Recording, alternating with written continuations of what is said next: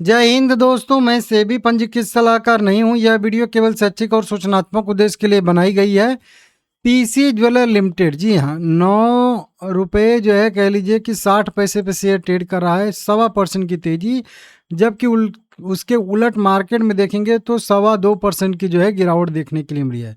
मतलब 2.25% की तेजी और 2.25% गिरावट, लगभग 4.5% का डिफरेंस जो है यहाँ पे हो गया। एक टाइम पे तो शेयर लगभग कितना 8.5% ऊपर था, ये वाले टॉप पे 8.5% की आज जो है तेजी देखने के लिए मिल रही थी एक टाइम पे पीसी ज्वेलर लिमिटेड में। अब ये तेजी क्यों हो रही है? क्योंकि कल मैं आपको एक बहुत ब्रेकिंग कह लीजिए न्यूज दिया था। यहाँ पे देख सकते हो, सारा कर्ज अपना 2 बैंकों का कंपनी ने चुकता कर दिया। हालांकि उसी पे कई सारे लोगों का कमेंट आ रहा है कि बस केवल 2 ही बैंक का। आज उनको वो न्यूज का जो है असर समझ में आया होगा कि 2 बैंकों का ऋण चुकता कर देना पूरी तरीके से कितना बड़ा पॉजिटिव माना जाता है। अगर वो कल आपको नहीं आभास हुआ था तो आज तो अब तो पता चल ही गया होगा कि वो कितना पॉजिटिव चीज़ है। और डेट फ्री जब कंपनी पूरी तरीके से हो जाएगी तो वो कितना पॉजिटिव रहेगा, और आगे भी ऐसी अपडेट आती रहेंगी कंपनी की साइड से।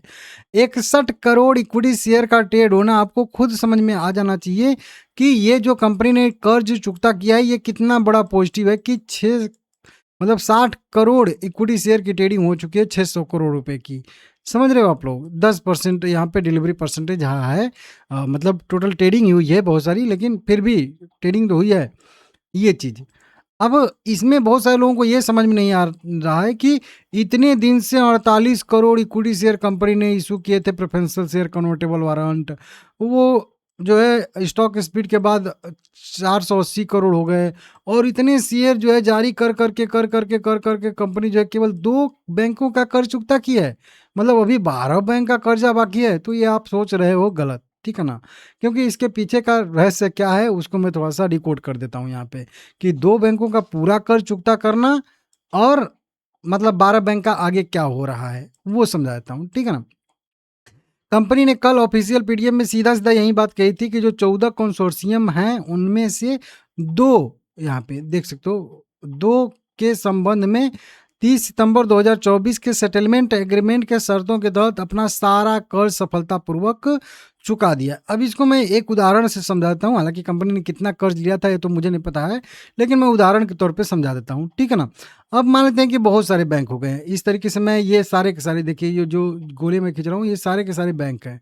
कितने हैं? ये सारे के सारे 14 बैंक हो गए, ठीक है ना? ये 14 बैंक हो गए। अब चलिए मान लेते हैं कि 100-100 करोड़ सबसे ले लिया है, तो 100-100 करोड़ मैं मान लेता हूँ कि सबसे जो है 100-100 करोड़ 100-100 करोड़ 100-100 करोड़ सबसे जो है ले लिया कंपनी ने। तो टोटल 1400 करोड़ हो गया। हो गया कि नहीं हो गया? हो गया ना? अब 1400 करोड़ हो गया तो ऐसा तो नहीं है किसी से पहले लिया होगा, किसी का बाद में लिया होगा, किसी का कुछ लिया होगा। उसके बाद जब वन टाइम सेटलमेंट भी किया तो उस सेटलमेंट में भी कोई अवधि डिसाइड हुई होगी, और हुई भी थी, जैसा कि कितने किस्तों में चुकाना है। किसी का 6 किस्त में चुकाना है, किसी का 12 किस्त में चुकाना है, किसी का 14 किस्त में चुकाना है, किसी का 18 किस्त में चुकाना है। मतलब अलग-अलग किस्तों में जब सबका चुकाना है, तो अब मान के चलिए किसी का 6 किस्त में चुकाना है, पहले उसका चुकेगा या पहले 12 किस्त का जिसका चुकाना है उसका चुकेगा, या पहले 18 किस्त में जिसका चुकाना है उसका चुकेगा? तो भाई जिसका 6 किस्त में चुकाना है वो जल्दी चुक जाएगा, जिसका 12 किस्त में चुकाना है वो 12 किस्त लगेगा चुकाने में, जिसका 18 है तो 18 लगेगा चुकाने में। तो जब कंपनी पेमेंट करना शुरू करती है तो सबका एक-एक राउंड में सबका जो है देती है, फिर अगले महीने में सबका देती है, फिर अगले महीने में सबका देती है, फिर अगले महीने में दे सकती है। 6 राउंड होने के बाद कह लीजिए कि एक बैंक का मान लेते हैं कि डेट फ्री हो जाती है, ठीक है ना? फिर उसके बाद एक और तो ऐसा नहीं कि जो कर्ज कंपनी ने पेमेंट किया है वो केवल 2 ही बैंकों का भी डेट फ्री करके मतलब चली है। 12 का भी कर्ज बकाया है। नहीं, उन सबका भी पेमेंट किया है। मतलब अभी उदाहरण में हम लोग देखे थे ना कि सबका 100-100 करोड़ यहाँ पे जो है कि है। मतलब 100-100 करोड़ सबसे मान लेते हैं हम लोग, अपना मतलब एक बस ऐसे समझने के लिए कि लिया था। अब मान लेते हैं कि इसका 10 करोड़ बचा है, इसका 5 करोड़ बचा है, इसका 20 करोड़ बचा है, इसका हो सकता है कि 15 करोड़ बचा हो, इसका 8 करोड़ बचा है, किसी का 7 करोड़ बचा है, किसी का 6 करोड़ बचा है, और 2 का जो है बिल्कुल ज़ीरो हो गया है। तो अब ये 2 का तो ज़ीरो हो गया बिल्कुल, लेकिन अब भले ही 12 कंपनियों का और कर्ज चुकता करना है, लेकिन नंबर में 12 है, लेकिन अब उनके पास जो उनका डेट बचा हुआ है कंपनी पे या वन टाइम सेटलमेंट में जो भी सेटलमेंट राशि बची हुई है वो बहुत कम है। तो अब बहुत जल्दी नंबर आएगा कि अब हो सकता है 1 हफ्ते के बाद आ जाए कि 2 और डेट फ्री हो गई, 2 हफ्ता के बाद हो सकता है कि, या 4 हफ्ता के बाद हो सकता है कि और आ जाए कि 2-3 कंपनियों का और डेट फ्री हो गई। मतलब ये सिचुएशन है। तो ऐसा नहीं है कि बस इसको समझिए कि नहीं 14 में से केवल 2 ही का डेट फ्री किया है और अभी 12 का कर्ज चुकता करना है। नहीं, उनका भी पेमेंट कर दिया है, मतलब बहुत थोड़ा-थोड़ा जो है।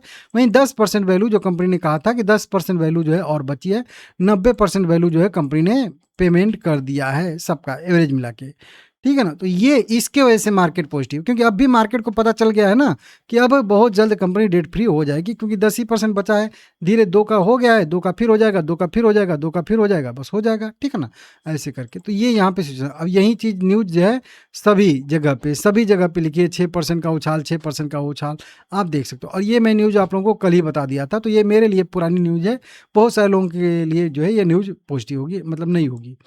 अब यहाँ पे मैं बताया था जो हम लोगों का रेंज बहुत पहले से था उसी रेंज पे, और यहीं पे सारे के सारे मूविंग एवरेज भी थे, 20 डे में, 50 डे में, 100 में।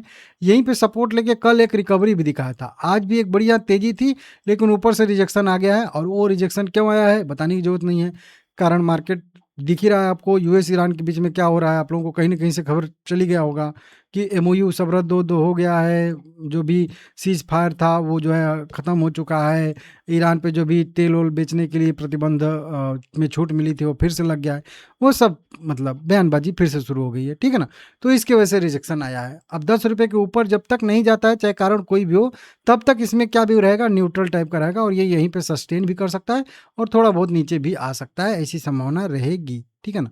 10 के ऊपर रहेगा, सस्टेन करेगा तो फिर वहाँ से एक जो है बढ़िया तेजी की संभावना बनेगी। यहाँ पे ब्रेक किया था लेकिन फिर से तुरंत जो है नीचे की साइड में आ गया, सस्टेन नहीं कर पाया। तो जब तक 10 के ऊपर जाके सस्टेन नहीं करता है अच्छे से, तब तक बड़ी तेजी की संभावना इसमें कम रहेगी। ठीक है ना? तो ये आप लोग ध्यान दीजिएगा। बाकी ठीक है, आगे अपडेट देता रहूँगा आप लोगों को। ठीक है ना?